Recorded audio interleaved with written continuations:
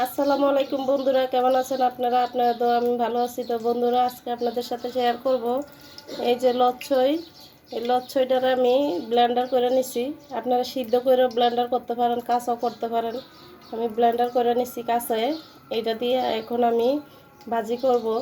বাচ্চারা অনেক সময় মাছ দিয়ে রান্না করলে খায় না, এইভাবে ভাজি করে দিবেন, অনেক মজাদার একটা রান্না। তো চলুন আপনাদের সাথে শেয়ার করি।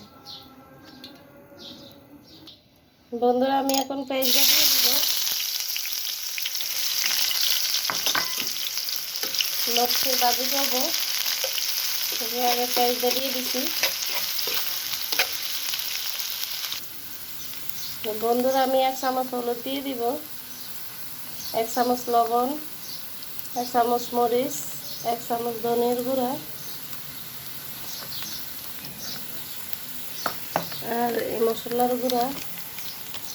গুঁড়া দিয়ে দিব।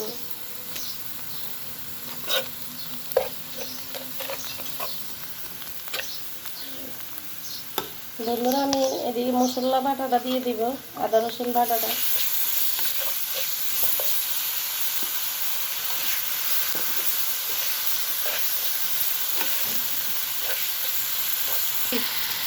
বন্ধুরা, এই দেখুন আমার মশলাটা অনেক সুন্দরভাবে আমি কষিয়ে নিচ্ছি। দেখেন, এখন আমি লচ্ছিটা দিয়ে দিব। এই যে ব্লেন্ডার করে নেওয়া লচ্ছি আমার, এটা দিয়ে দিব।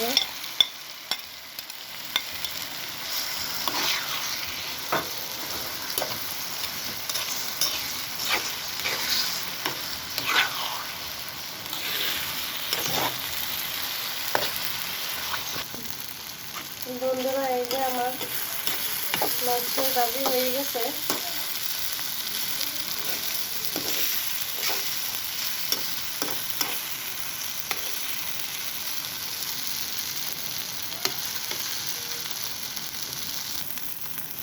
বন্ধুরা, আমার এই লচ্ছির ভাজিটা হয়ে গেছে, দেখছে অনেক সুন্দর হয়েছে।